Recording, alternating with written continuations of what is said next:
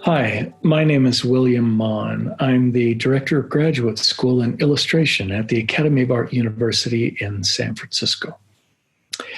I am a painter of pictures, and I have invited you to my studio for a tour. What every studio has in common is north-facing windows for natural light and a high ceiling to accommodate paintings. My studio is divided into workspaces. This old oak roll-top desk doubles as a drawing table, which rests at the ideal diagonal for drawing.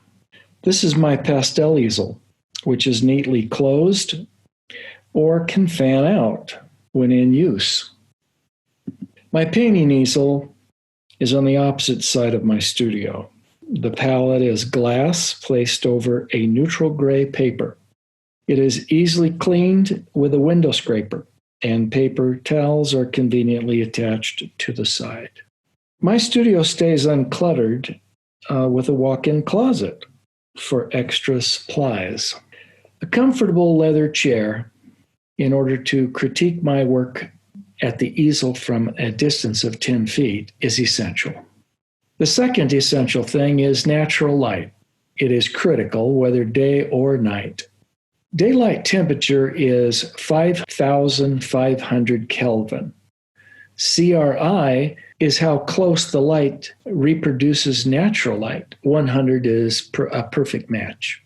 I use Blue Max compact fluorescent full spectrum 5,500K CRI value of 93. That's suitable for color corrections and as close as you will get to natural light.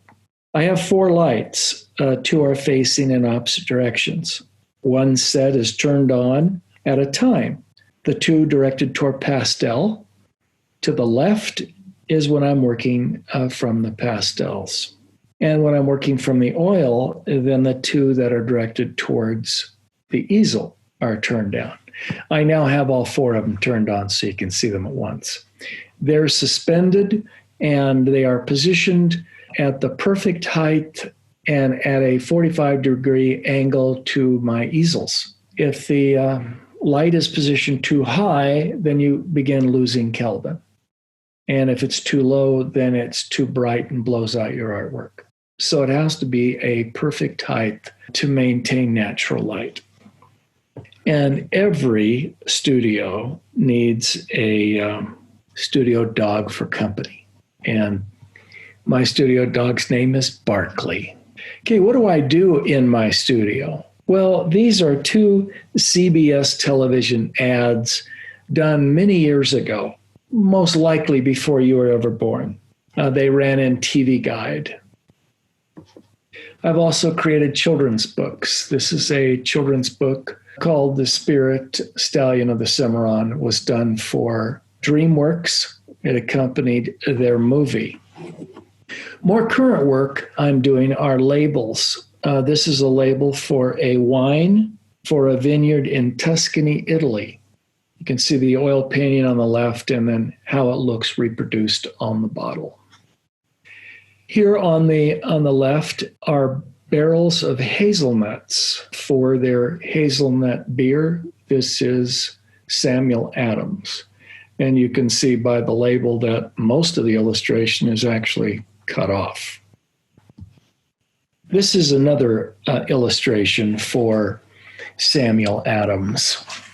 This is a strange concoction. It's black and brew, meaning black coffee and beer combined together into black and brew. The art director wanted to play off of a circus strongman, creating black and blue if you messed with him. And this is an ice cream container for Public in Florida. Call it Irish cream salted caramel. Now, I thought you'd like to see how these are actually created from start to finish.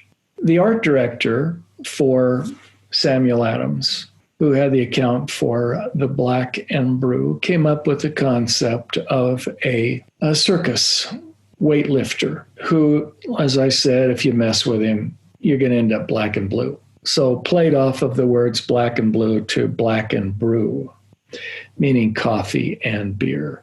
He probably used clip art. And so he had no intention of me copying the clip art, but to create my own version of my strongman. So the first thing I did was decide what I wanted behind my strongman. Balloons, circus elephant, tightrope walker, girl on a horse. And then you can see how I clustered those around my figure.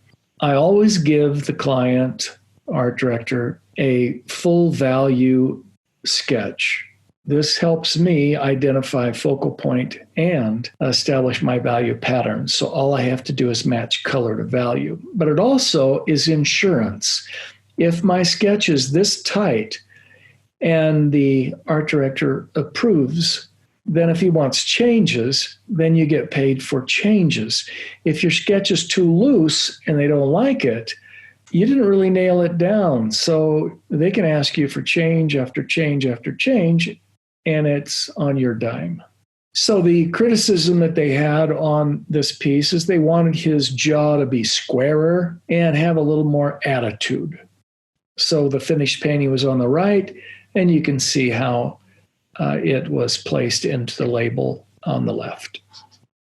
The ice cream for public, again, the art director comes up with the concept. And this is the case with any illustration job that you're going to come across, with the exception of editorial. And the only reason editorial is different is because the art director is the client.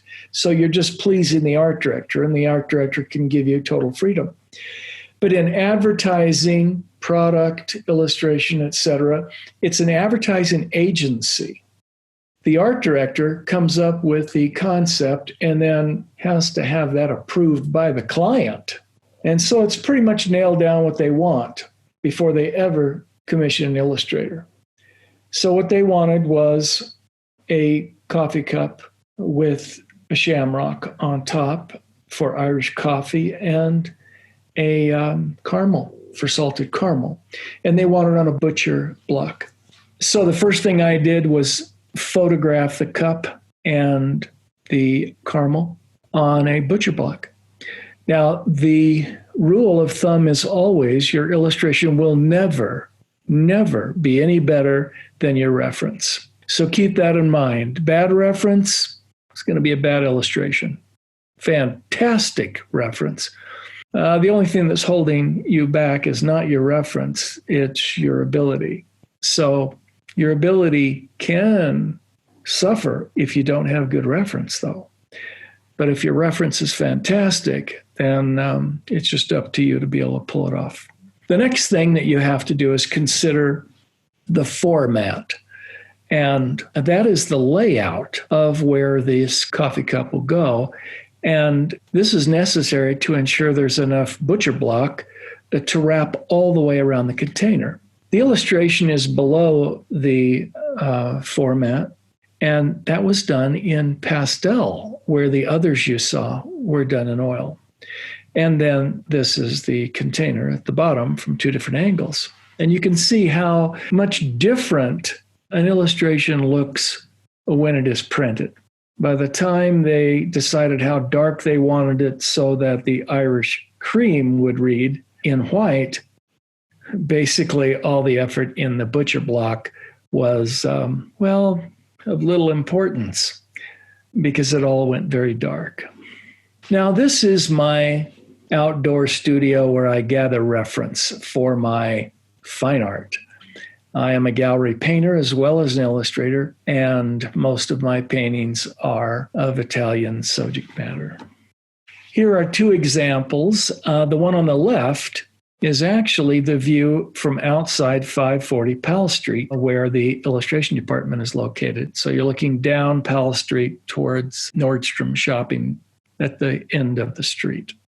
I work in pastel and I also work in oil, but I work very loosely in my fine art as opposed to very tight in my illustration. This is a more impressionistic style. On the right is Venice, Italy, also in a very loose impressionistic style, which is what I enjoy doing. Every illustrator I know ends up being a fine artist at some point in their career. I want to express how much I've enjoyed sharing my studio with you. My studio layout suits me. And I hope that my suggestions of how to lay out a studio is beneficial to you because, after all, you're going to spend most of the rest of your life in that studio. So you have to be happy with it and comfortable for you. It all depends on how you work. Some artists work very large and very sloppy. The paint is thrown around. For me, I like a very clean studio, very organized, and everything out of the way. So I actually have a gallery downstairs. This studio is in my home, and my home is 3 stories. So my gallery that clients come in and see is on the main floor. And then the lower floor, I have storage of painting racks where I will store my paintings in racks. And I also have an extensive library for research. Back in the day before computers, all of your reference was found in books and scrap or swipe that you cut out of magazines. So I have a lot of books. Now, today you don't need that. You want to find a reference, you just do a Google search. And so you have every piece of reference available. But I'm certainly not going to throw out all my great books. So I have a library of books filling a room downstairs. I try to keep my reference out of my studio and my paintings out of my studio, but that's not the case at the moment. It's full of canvases because I'm getting ready for a show. So I have canvases, both those that I've painted on, as well as I just received a shipment of canvases. So they're also stacked up against the wall, which is one reason why I showed you my studio through a slide presentation. So thanks for joining me. I hope you enjoyed it. I enjoy seeing my studio. I've been in the business since, 1974. So I have gone through several studios, just as you will. There was a time when I worked out of my garage and I did not have the perfect studio, but eventually you'll have what you want, and it should be designed to suit you. So my suggestions are only suggestions. They're perfect for me.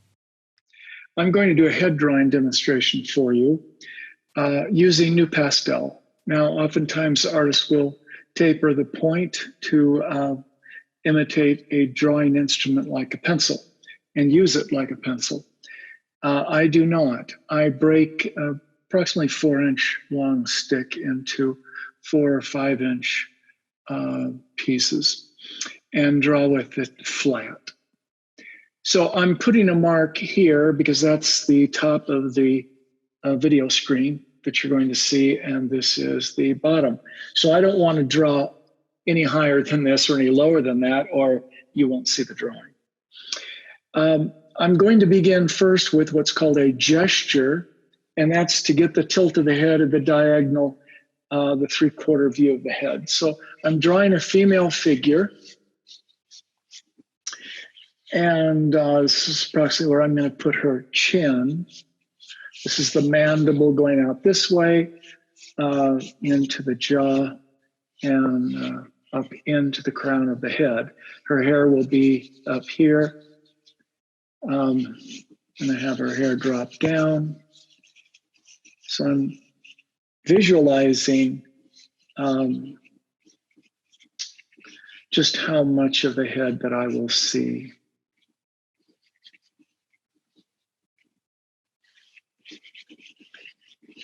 Okay.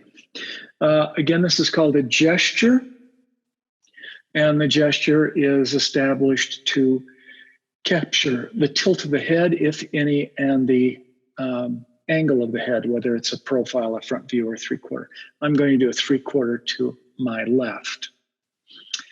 The eyes then are going to be positioned one half from the top of the head, not the top of the hair, but the top of the crown, the bottom of the chin, so halfway.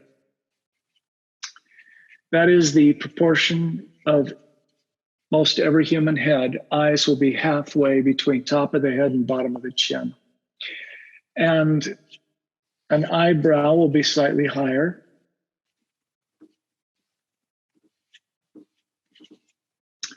Once you've established the eyebrows, then you can divide the eyebrow and chin in half for the bottom of the nose. This is approximately where the bottom of the nose will be.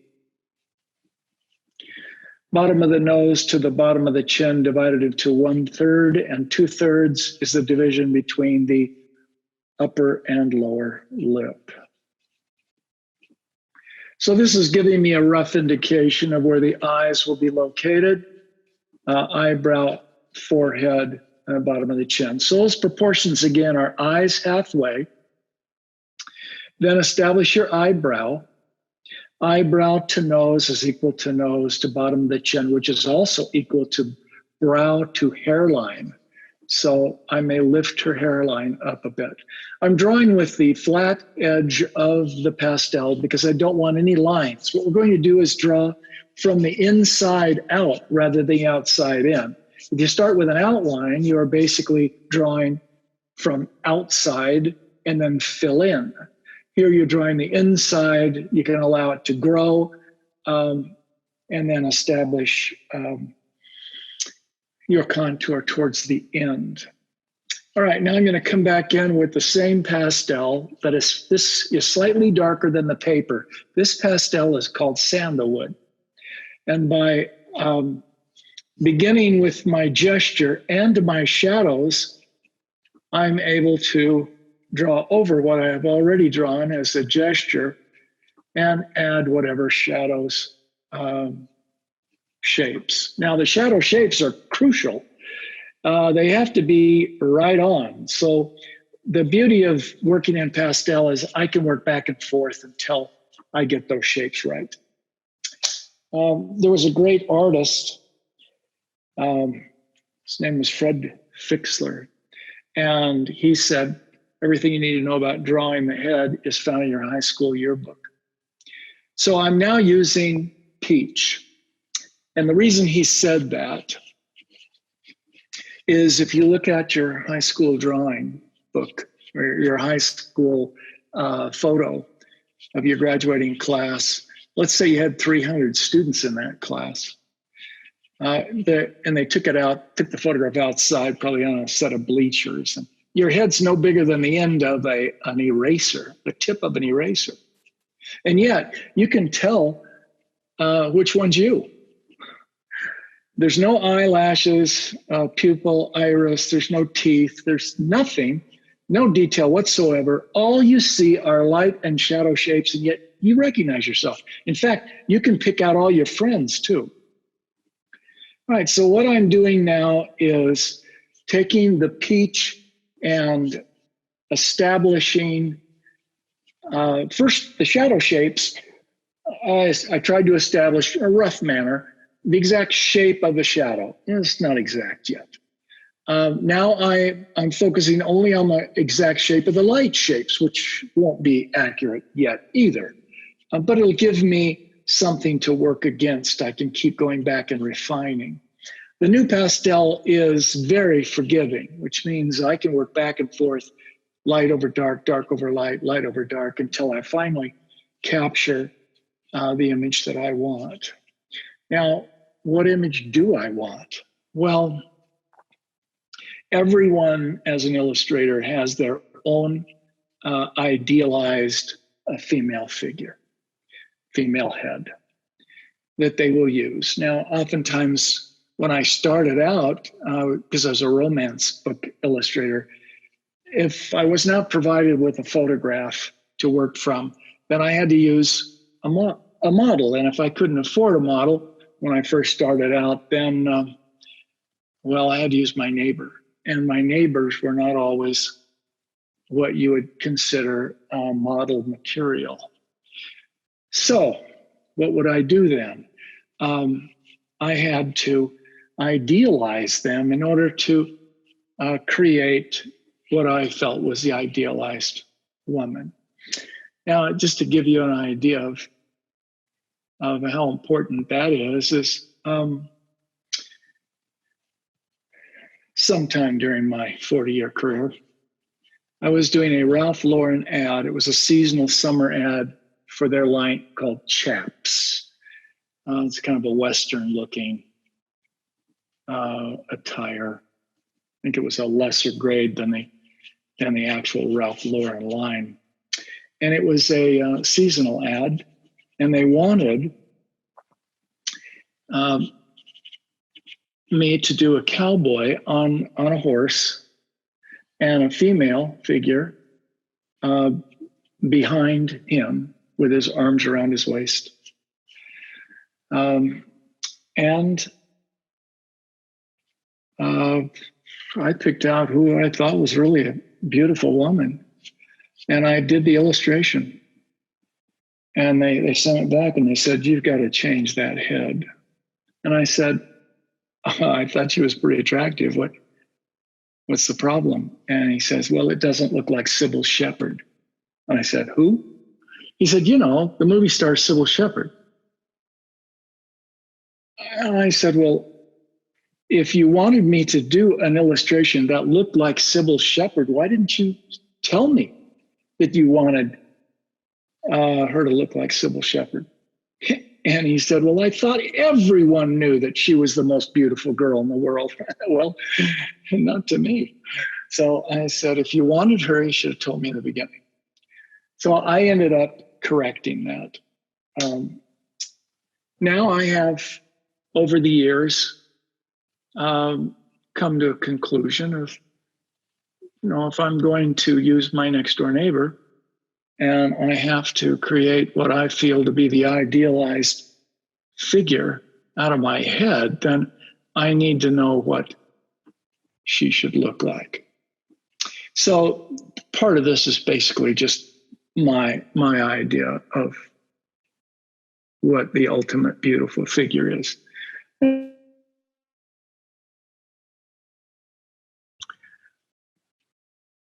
Right, what I'm doing is creating the light shape of the orbicular muscle. That is this muscle that protrudes out. Now, it's a downward facing plane, so eventually it's going to be fairly dark, where the forehead, which is facing upwards towards the light, will be light, and the cheek facing upwards be towards the light, as well as the upper lid and the thickness of the lower lid. So let's just go over the anatomy of the eye. This is the orbicular muscle. It bulges out, protects the bony mass of the orbicular cavity. And then it curves under into the shadow, like so.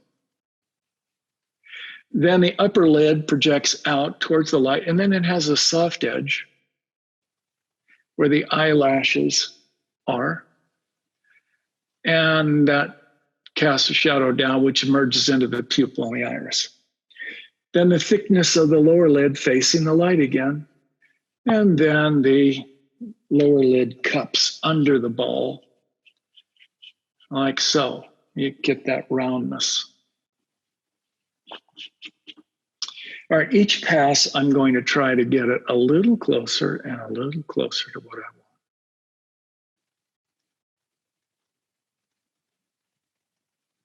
And you can see how forgiving this pastel is, that I can keep moving back and forth.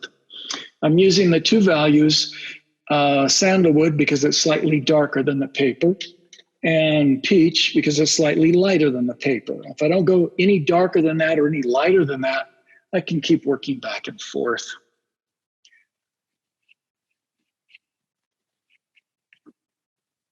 All right. What I'm focusing on is not only the shape of the shadow, but I will begin to refine the edge of the shadow. All shadows begin as a form shadow and end as a cast shadow. What that means is that a form shadow is called a form shadow because it's created by the shape of the form. If the form is turning under, away from, or away from the light, then it gradually gets darker. So that shadow is called a form shadow because the shadow, when the form gets dark, is caused by the shape of the form or the angle of the form towards the light. The shadow will, of course, end somewhere, and that will end as a cast shadow. So now what I'm doing on this side is exactly the same thing as I did on this side. And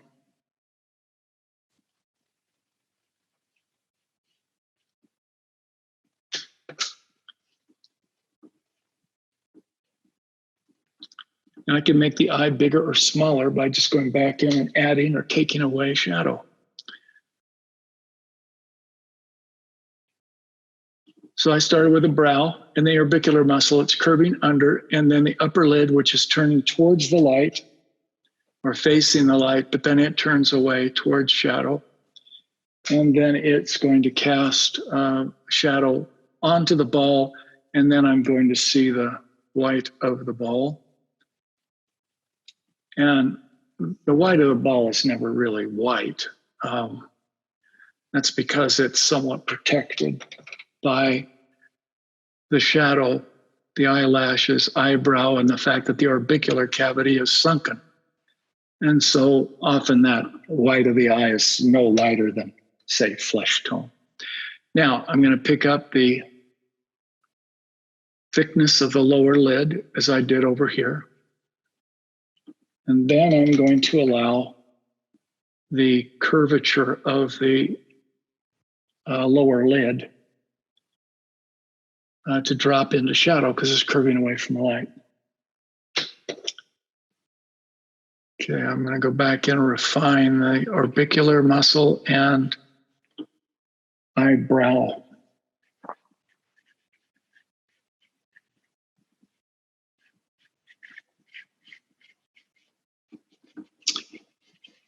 Okay, the principle of light and shadow is called chiaroscuro. It's an Italian word for dramatic light and shadow. In form. Without light, there is no form. So what we're doing is describing the structure by capitalizing on the light shadow shapes.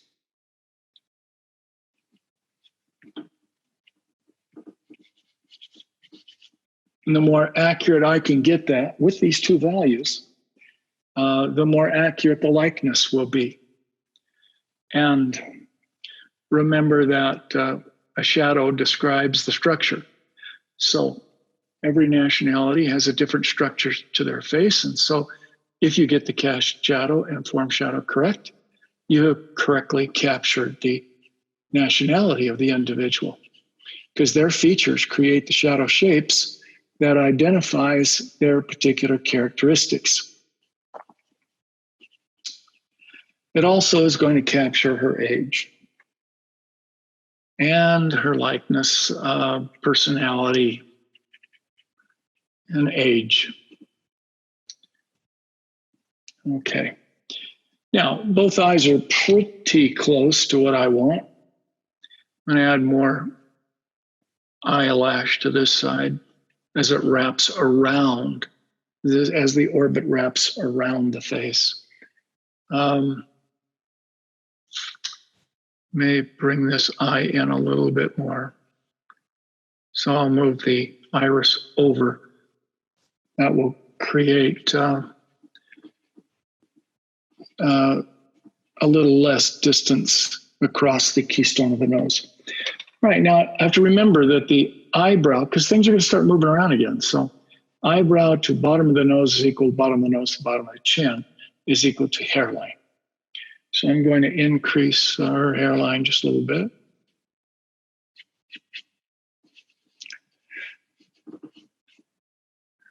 Ideally, I used to use a paper called Strathmore 100% cotton fiber. It was series 500 in a velvet gray, which was my paper of preference. Unfortunately, they stopped manufacturing that. They had to go with a different mill, and they couldn't match the color, so they came up with other colors. Well, that didn't help me out. So I had to find another paper. And the paper I'm using is Canson Mi Piente Flannel Gray. And I'm using the side with a sticker on it. I just peeled the sticker off. To the manufacturer, this is the back side of the paper where they put the sticker on. To me, it's the front side because I'm looking for a paper that will give me a nice soft tooth. If the tooth is too grainy, then it picks up this like a window screen pattern, and I don't want that. I want it to blend. Okay, so what I'm going to do here is try and capture the shape of the bottom plane of the nose.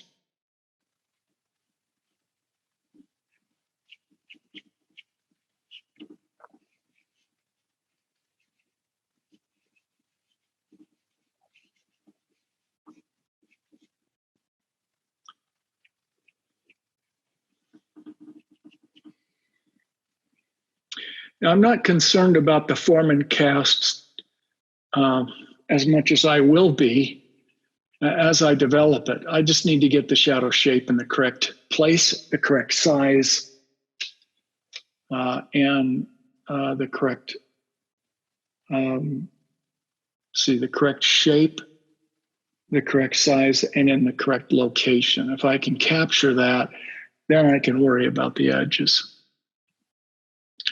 It doesn't matter if I have a beautifully drawn nose. If it's too long, it's not going to look good. If it's too short, it's not going to look good. If it's too far to the right, it's not going to look good. If it's too far to the left. If it's too big, too small. So right size, right shape, and in the right location. That's what I'm working on right now.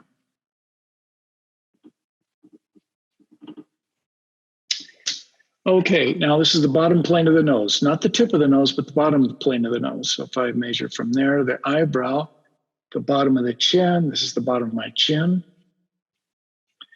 And my mouth should be 1/3. So you get 1, 2, 3. So that mouth is just a little too low. So I want the upper lip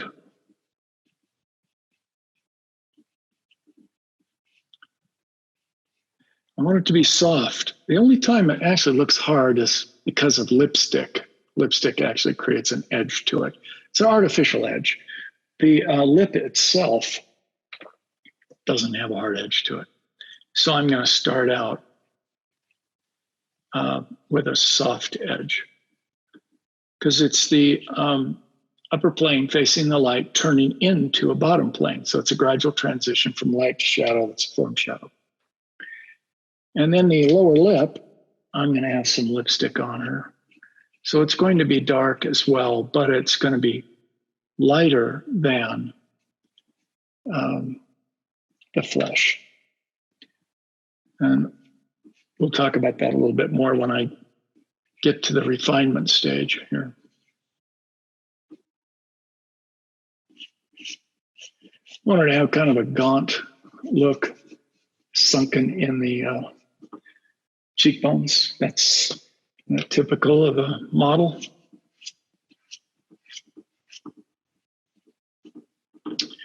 That's a trick that we used to use in doing a romance is you have the model close their eyes and then gradually open them.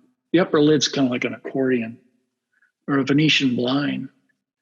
And what happens is as you close it, it flip-flop, flip-flop, flip-flop until it compresses together. Then as you open it, it unflips, unflips, unflips. So it conceals itself when your eyes are open underneath your orbicular muscle. But you want to show as much of the upper lid as possible because that's very seductive.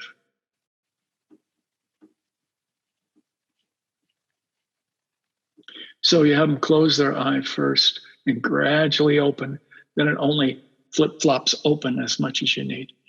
I also used to have them lick their lips so that they shine.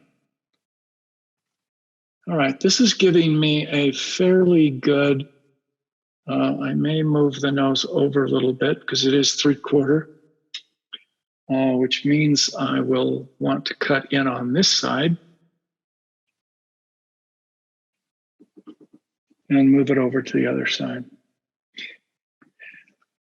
I don't want outlines on the nose. There are no lines in nature, it's only value. So again, using the side of the pencil, side of the new pastel, and to put it just a little bit of tone on it. So it's light gradually falling into shadow, light and gradually falling into shadow. We have light on this side as well, but there is a separation of the nose from the cheek. And I'm going to put a little bit of light on this lower lip.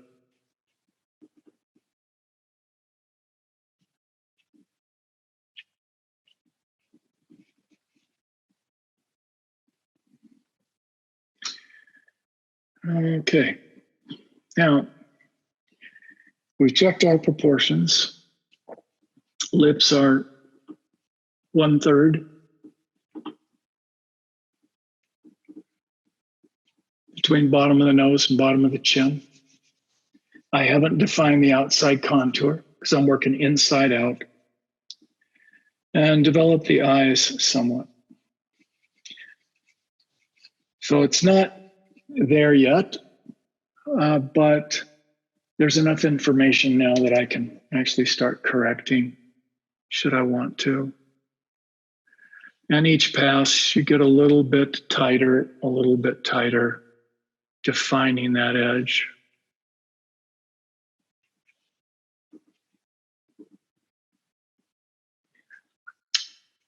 All right, the next thing we're going to do is find that contour. But you don't want to put a hard outline around it because there are no lines in nature. And this principle is called sfumato. That's Italian for smoke. So you want to treat the edge like smoke. So this is more like smoke. It's not a definable edge. And that's because of a principle called stereoscopic viewing. Now, well, what is that? Stereoscopic viewing is the fact that your eye can't focus on two depths of field or two objects in the same depth of field at the same time. It can only focus on one area or one depth of field, one object at a time. Okay, so if I'm looking at this eye, this is out of focus. If I'm looking at this eye, this cheek is out of focus. I can't focus here and focus there at the same time. So if I make everything soft out of focus, except for where I want your eye to go, it'll be more realistic. A lot of people think, well, more detail, the more realistic it looks. No, that's not true. The more decorative it will look, but not the more realistic it will look. Because what we see in reality is everything's out of focus. So the softer I make everything except the edge of the cast shadow, the more accurate it will be.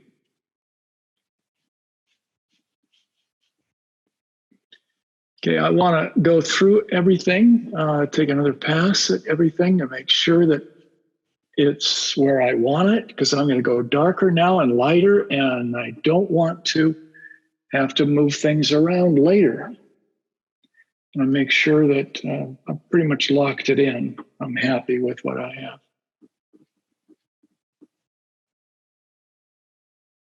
have. Okay, so I'm double checking again. Now it looks like I'm making the orbicular muscle light. Well, I am, but when I get into the white, that will look darker. So.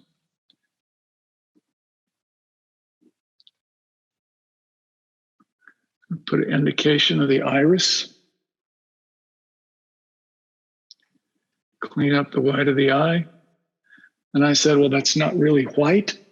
No, it's not. But then peach is not really white either. So as light as I make that, it's still going to be darker than when I get into the white.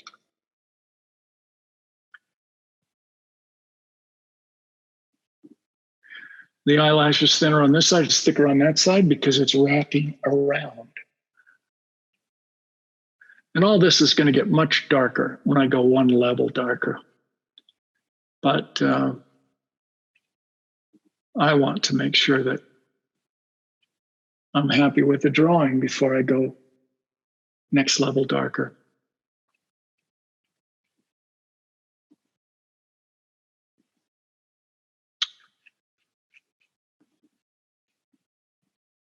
Narrow the bridge of the nose a bit. Okay, I think maybe that eyebrow's a little thick, a little high.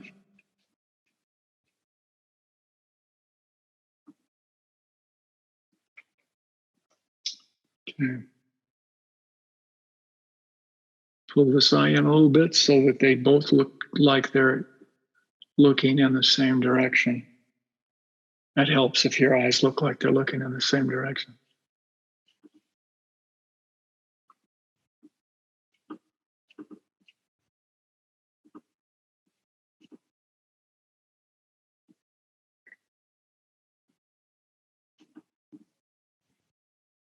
A little darker here, not a whole lot darker. You don't want to give her bags under her eyes, but you do want to show that that lower lid is cupping under. And then the cheekbone back out again.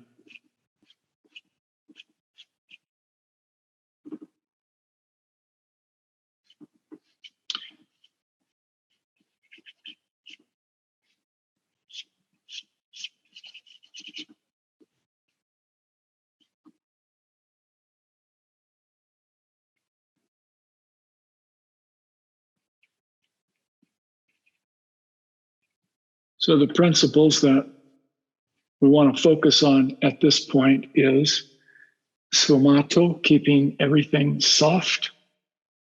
And then we're going to work on chiaroscuro. I'm going to do that now. All right, the eyebrow is curving down, so forehead curving into the orbicular muscle.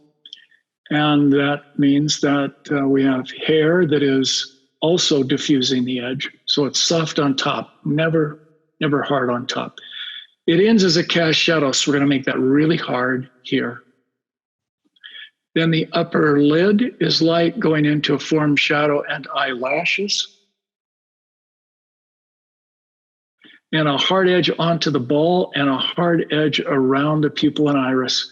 Then soft again, just beyond the thickness of the lid, and we're back to a hard cast shadow created generally by the eyelashes and the orbicular muscle curving back up. On this side, we have the orbicular muscle turning in, so soft on top, and then we have a hard edge here on the bottom of that brow.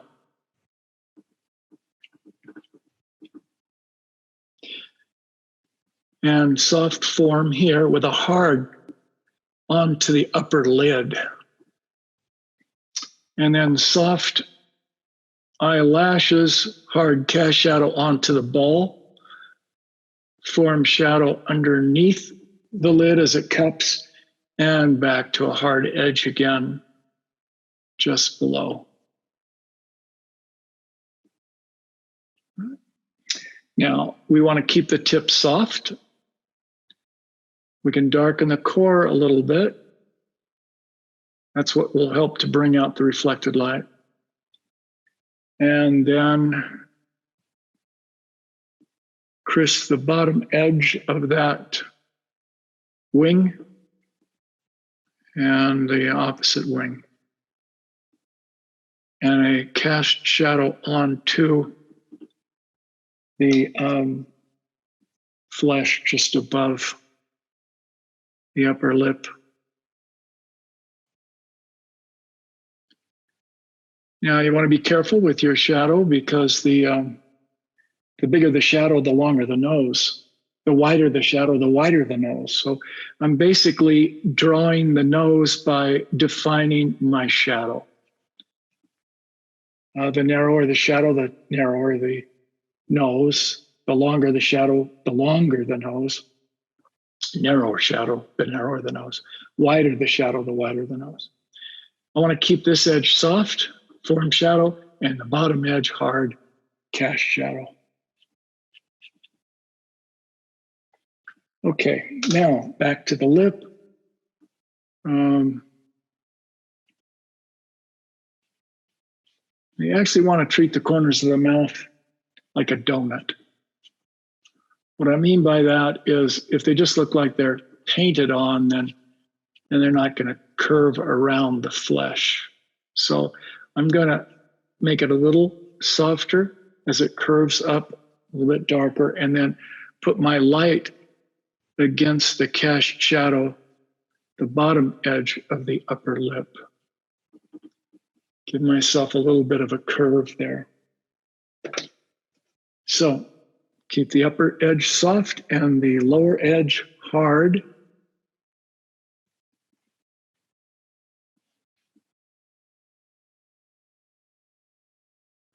And I'm crisping the bottom or hole of the donut so that the lip curves up and around. And then a cast shadow from the lip, because it's round, that shadow begins here and casts a shadow across the chin. And we're picking up the light again against that cast shadow. So there's two ways to make your cast shadow hard. One is make it hard with the dark, or come back in and make it hard with the light. So that just made that hard with the light.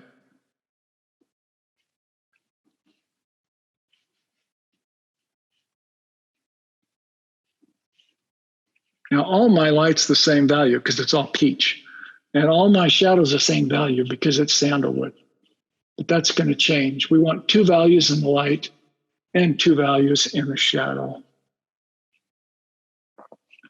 And as much as possible, I'm keeping my drawing with the side of my pastel.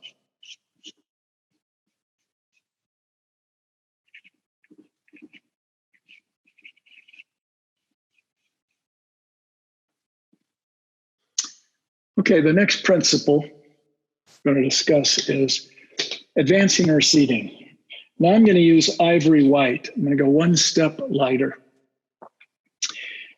The front plane recedes to the left and the side plane recedes to the right.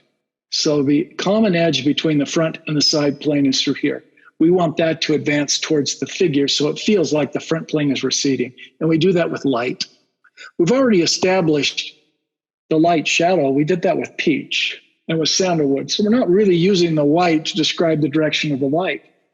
We are using white in order to advance or recede the form. So if I want this part of the forehead to come forward, then I want that part of the forehead to recede. So it's going to be lighter here and fade in that direction. So this comes forward and this light recedes. It's going to recede for two reasons. One is it's three-quarter view. So that in perspective, it's receding.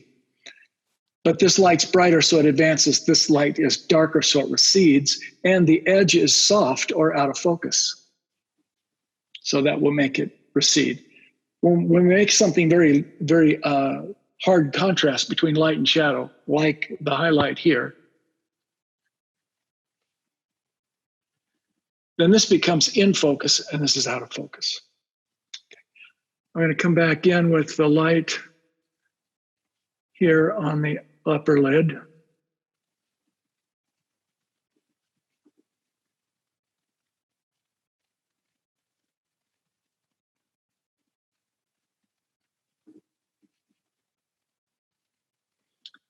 And if I put light here, I can, as long as I don't make it all the way down, because it's only light on top of the ball, not under the ball.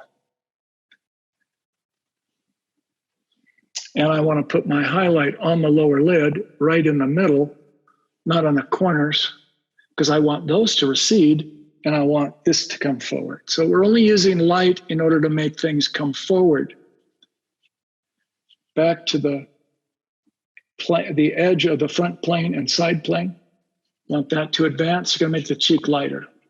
Now, all that's true, except we have to factor in one more thing now.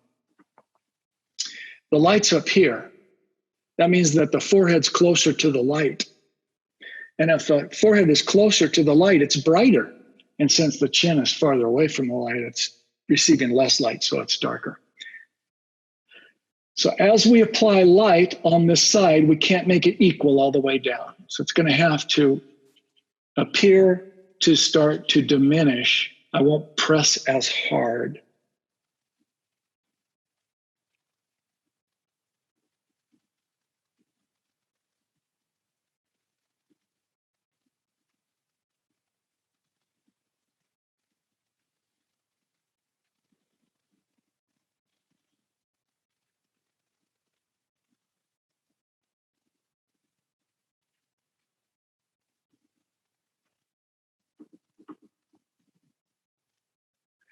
I'm going to put light above the lip as it's facing upwards, but don't make it hard.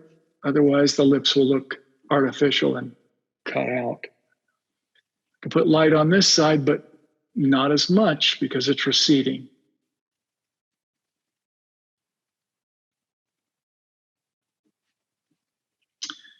I can use light to define over here, but remember, keep the edge soft, and this has to be darker than this side.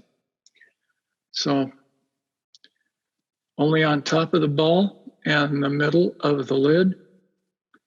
And here on this side, we don't want the light on the lid on the other side because it's receding. A little bit of light on the orbicular muscle, but remember it's a downward facing plane, so pat it back down to get it dark again. Now the nose, further back here, so at the keystone it's darker, then it gradually gets lighter as it comes forward. And this edge here, this is the front plane and side plane. That's where you put the highlight, on the edge of the front and side plane, on the front and side plane of the cheek here, on the front and side plane of the forehead here. So when I put my light in, I'm going to put it over here on the tip of the nose. Now that, you have to remember that that's the edge of the front and side plane. We don't want it touching the form shadow. Remember that light gradually curves into halftone and gradually turns into shadow. You put light down too low and it's going to create a hard edge.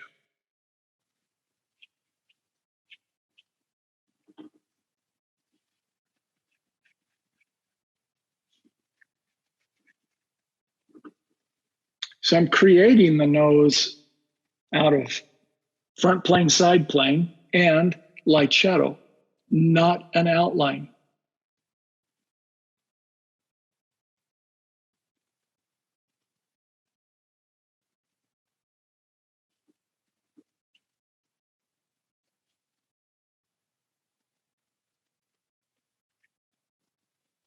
I'm going to put a little bit of light on this side, but I have to remember that, well, I got to knock that down as quickly as possible, or I'll forget about it.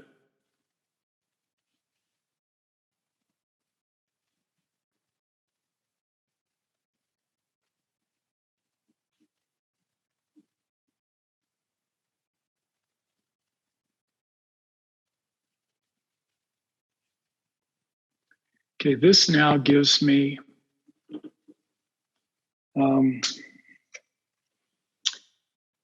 lights that are centered.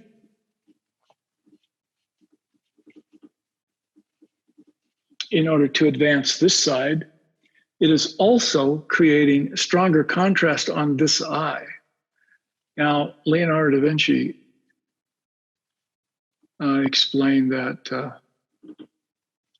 you can't focus on both eyes at the same time.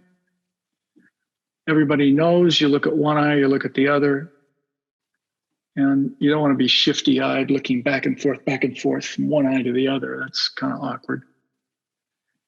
So you have to focus on one, and the one you focus on is this one. It's closer to us. This is where the light is the strongest, and the dark then is the strongest or strongest contrast. That becomes your focal point. All right, now I'm going to come back in with my sandalwood and decide where I want my hair.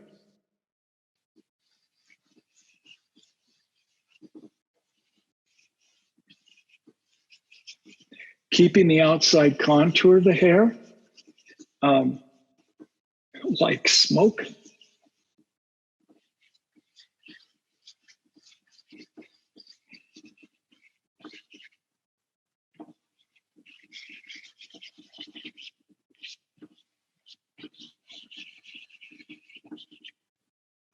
And I want a dot on this side, as I did on this side, so I don't want her to have fat lower cheeks. Okay, now I can take my peach and come in with light on the neck.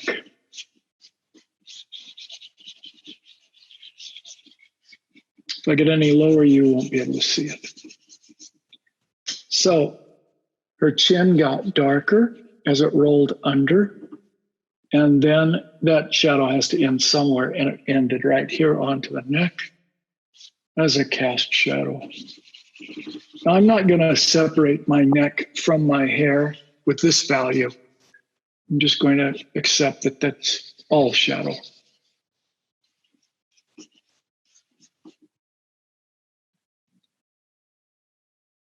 Now, I said we were going to do this in 4 values. So the 2 values that represent the light side is the peach and the white.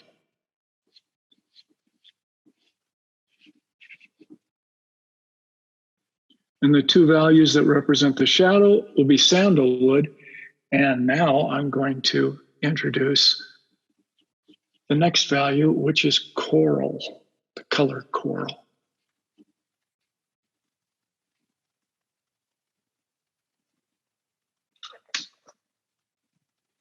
But before I get in and increase my darks, it'd be a nightmare to correct it.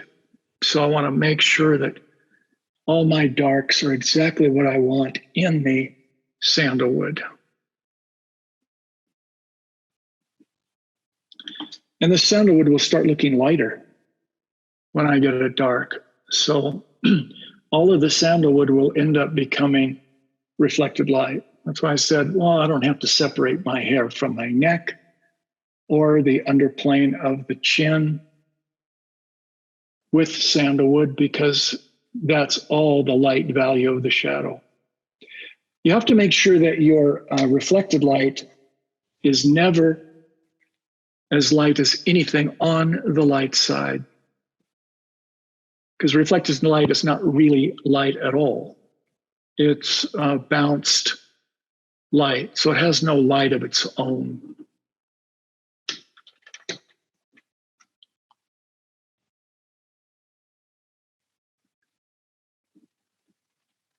And so if it doesn't really have any light of its own, it can't be as light as the actual light source.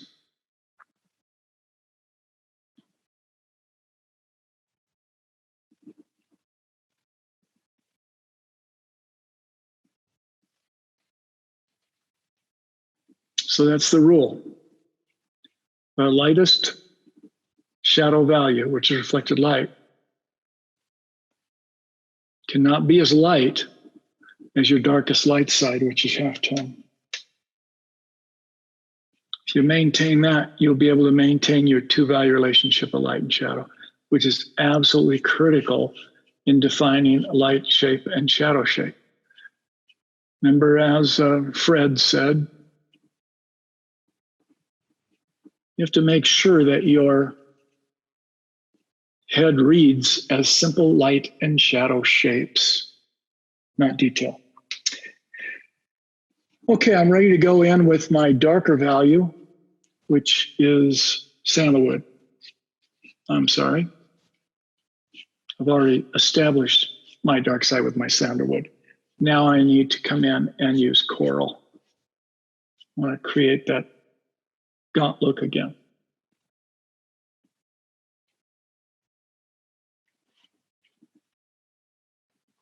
Okay, I am now going to use the next value darker, which is coral. And I'll give you these numbers in case you want to try this. These are my pastels. Ivory is number 277. That's the white. The peach is number 376. The sandalwood is 204. And coral is 383.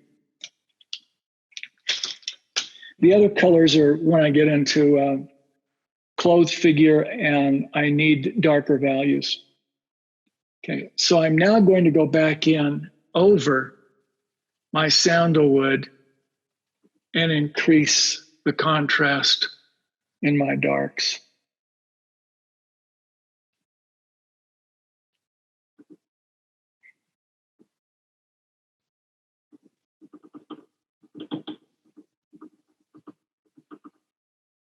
So I want to tap down my orbicular muscle because it's curving back in under. Increase my cast shadow and lashes.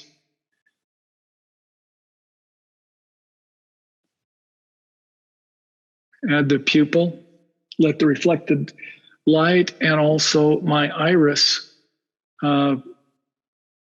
be carried by the sandalwood.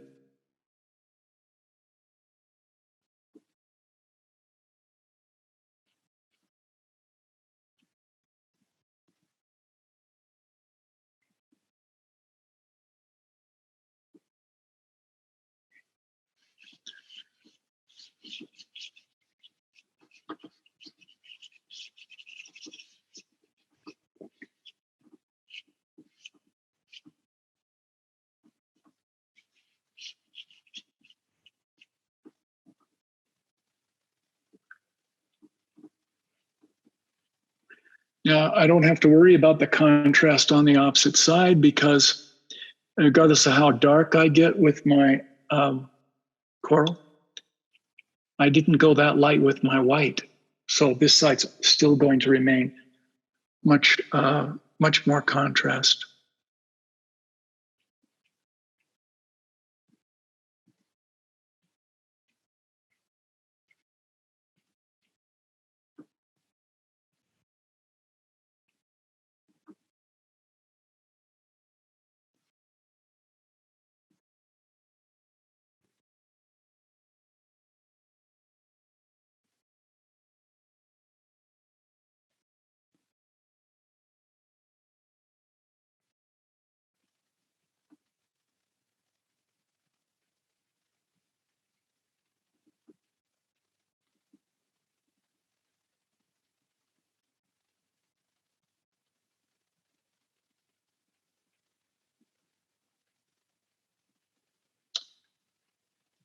Now again, your female is going to be your concept of the idealized figure, idealized head.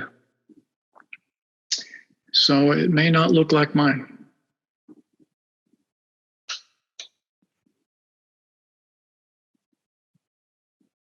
Or it might be the art director's vision, not necessarily yours, if he sends it back.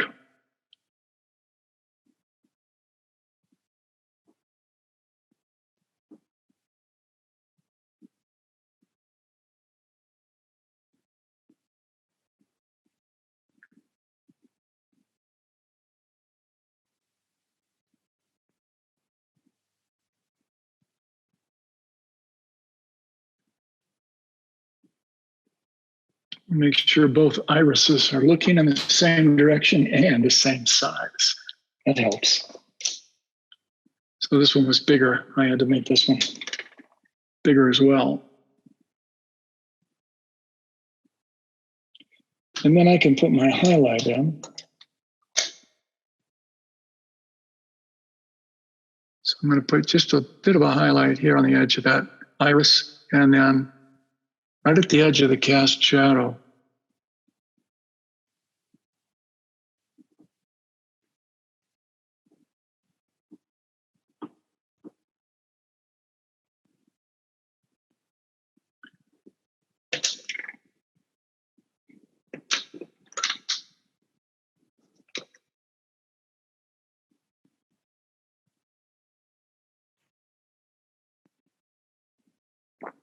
I don't like it there. You bring it over here more because I want to look more in this direction. So I'm going to put that highlight up there as well.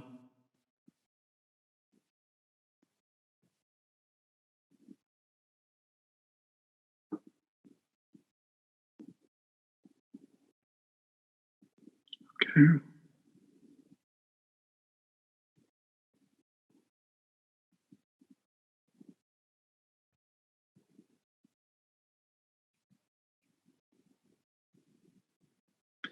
Put the dark on the edge of the cast shadow, not just the holes of the nose. So wing is a back plane, so it's casting a shadow. And this one as well on this side.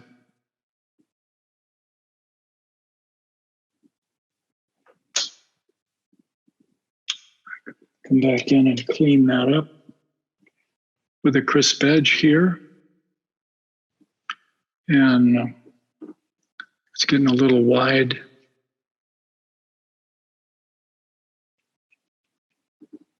Cut down on that and take my white and increase the light, the tip of the nose. So I'm establishing the tip of my nose with the shadows and the plane change and the form to cast, and then a highlight to show the upper edge of these two lobes at the end of the nose. I can have some line through here. I just have to be careful that I don't make this part of the bridge of her nose come closer to me than the tip of the nose. That'd be strange.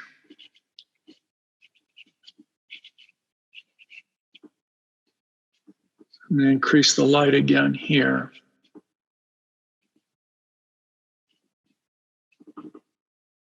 Probably should wipe my hands off. I can't keep it light if I keep smearing it with the dark fingers. All right.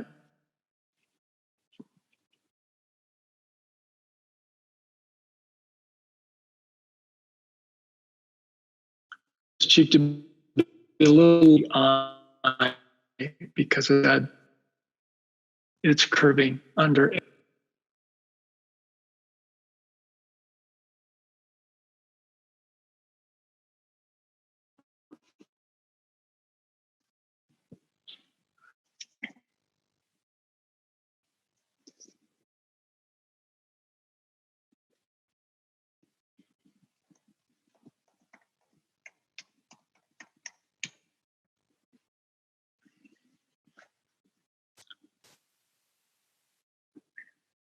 I had to clean my fingers off just a bit.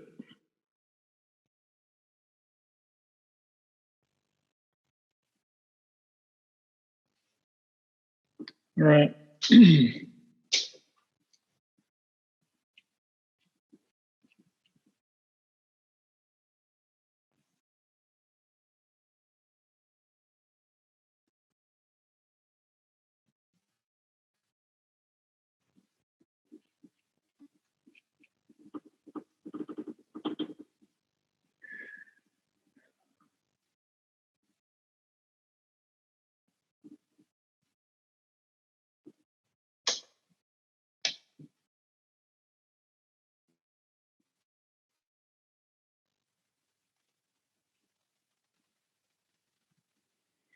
That iris needs to be still a little bit bigger in order to match that one.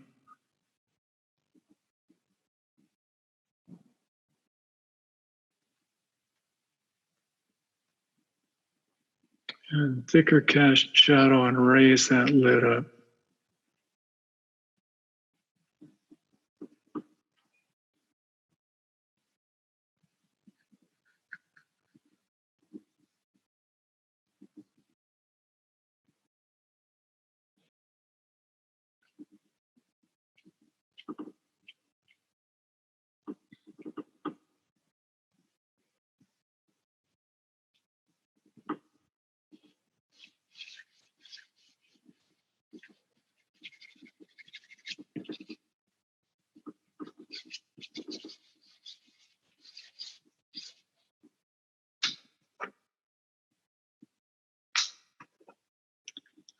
Another useful tool in drawing is a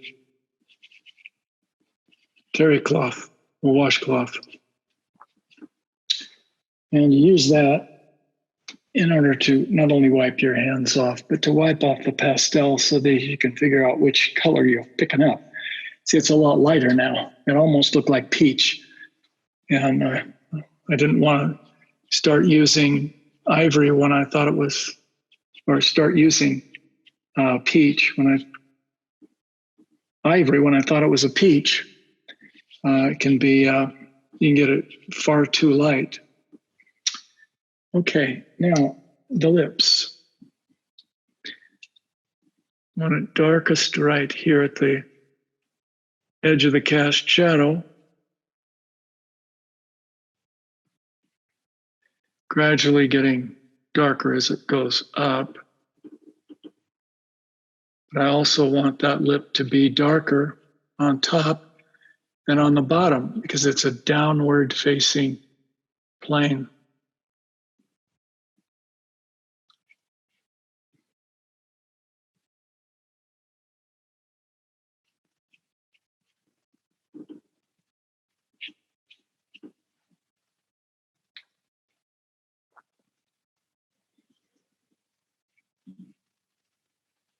And I can crisp that with my white.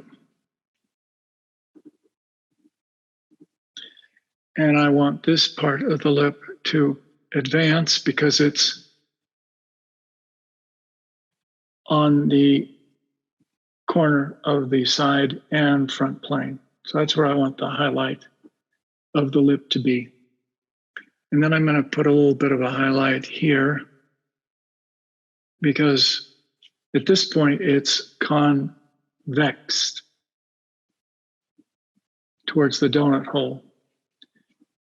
And then here it turns concaved. So that lip, lower lip, is actually casting a shadow onto the chin. That way you can keep the mouth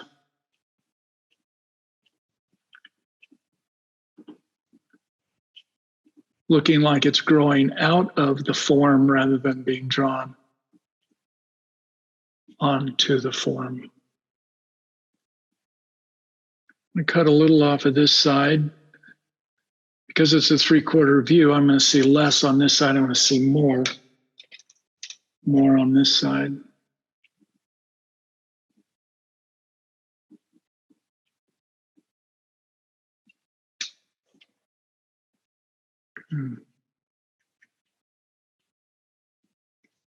And I want a little bit of the outside of that donut, like so, and the outside of the donut there. Okay, now I can take this dark and separate my neck. So I'm going to make a little bit of a core. Now, we don't really call a form shadow a core shadow. Some people do, but I mean, that's a mistake. That's because at night, there is no reflected light. The moon is a reflected light. So on a form shadow, there is no reflected light. The actual light source is the moon, and that's the reflected light. So not always does a form shadow have reflected light. Only form shadows have reflected light. There's no reflected light from a cast shadow, but all form shadows don't have reflected light because they're not near anything sufficiently bright enough to create a reflected light. So I can define her neck as I define the hair by having a core and then the contour. And then the bottom plane is going to be a cast shadow, so it's going to be harder edged as a cast shadow here. Now you can see the reflected light that starts to appear as a result.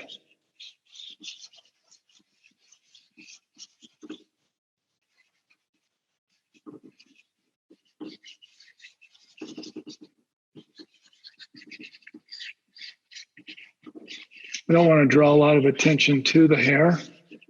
I just want it to frame her face.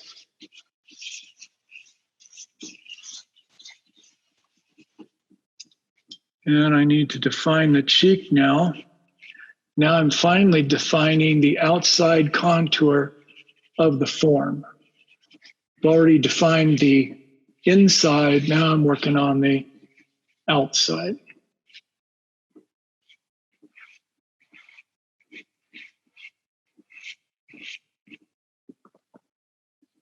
Make sure I don't make that hard edged or I will defeat everything.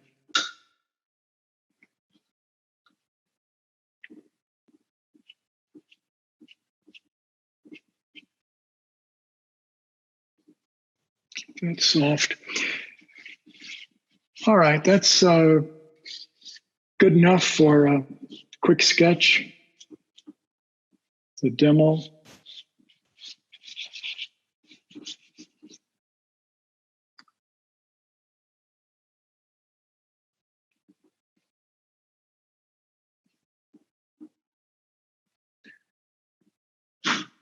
An illustrator works a little bit different than a fine artist.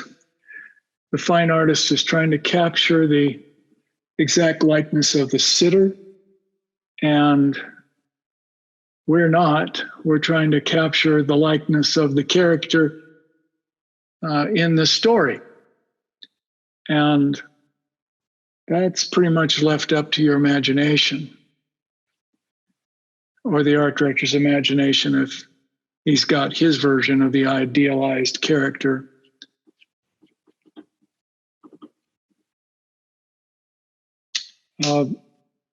Orbicular muscle, a bit dark. All right, now I'm going to walk you through the whole thing. And what you should do when you are at this point of the drawing is probably step back about 10 feet and take a look at it. Make sure that you're happy with what you have.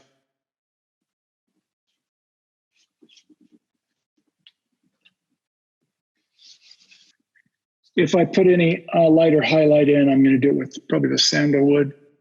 And it's only going to be this corner. I'll put a little white in, but I have to be careful because the value pattern says dark hair, light face. I don't want to get the hair as light as the face. So if I put a few highlights in here, they've got to be fairly delicate. And I'm putting them more at this angle here, where I want the attention to be, and not so much on the distant side. Okay, now let's walk through it one more time. First, we attempted to capture the gesture, and that was the three-quarter view or tilt of the head.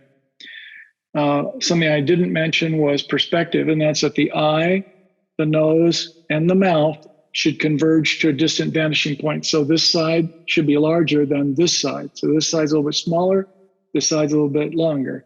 So this side in perspective, farther apart, in perspective closer together, because those parallel lines are converging towards a distant vanishing point.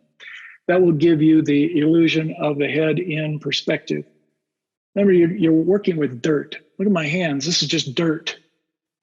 On a flat piece of paper, and we're trying to create an illusion of three-dimensional form. An illusion. We're not trying to copy a photograph. we're trying to create an illusion of reality.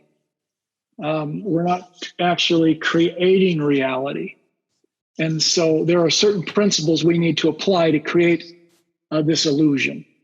First of all, has to create the feeling of perspective. Second, we have to define everything through light and shadow, because that's where structure, likeness, personality, age, nationality is found. So to do that, we want to go through and check. Soft edge to hard edge, soft to hard, soft to hard, soft to hard, soft to hard, soft to hard, soft to hard, soft to hard. Okay, we've got all of our shadows lining up the way they should, in that the shadow shape defines the shape of the eye, the nose, the mouth, and it is telling us which side is form and which side's cast. So soft form to hard cast, soft form to hard cast, soft form to hard cast, soft form to hard cast, soft form to hard cast, soft form to hard cast, soft form to hard cast,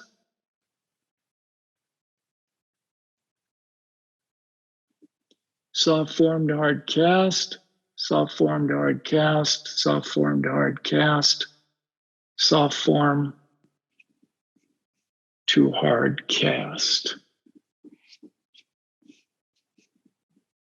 Next thing, we used light in order to create advancing receding. So light on the forehead, because it's closest to the light source, a little bit less on the cheek, and even less on the chin, and less on the neck. This also creates more of a focal point on this eye than on that eye.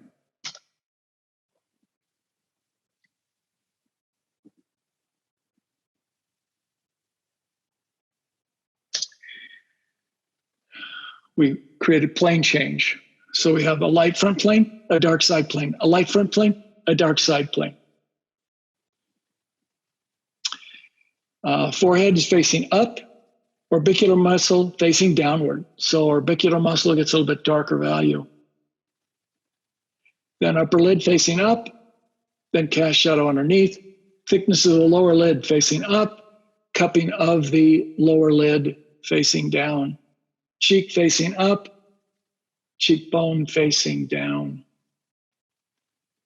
We treated the mouth like a donut, so we went through all of our checklists.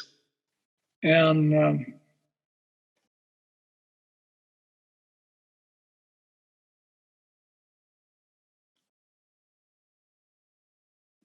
that's how it's done. So I hope that you enjoyed this, but more than enjoying it, I hope that these principles make sense to you now. If you will focus on light and shadow instead of an outline around features, it's going to dramatically change your drawing. And you're going to create a sense of reality that will dramatically change your realistic drawings. The only time I really draw on the edge is when I put my name on. And the C stands for copyright. Okay, thank you for joining me. Again, my name is William Maughan. I'm the director of the Graduate School in Illustration.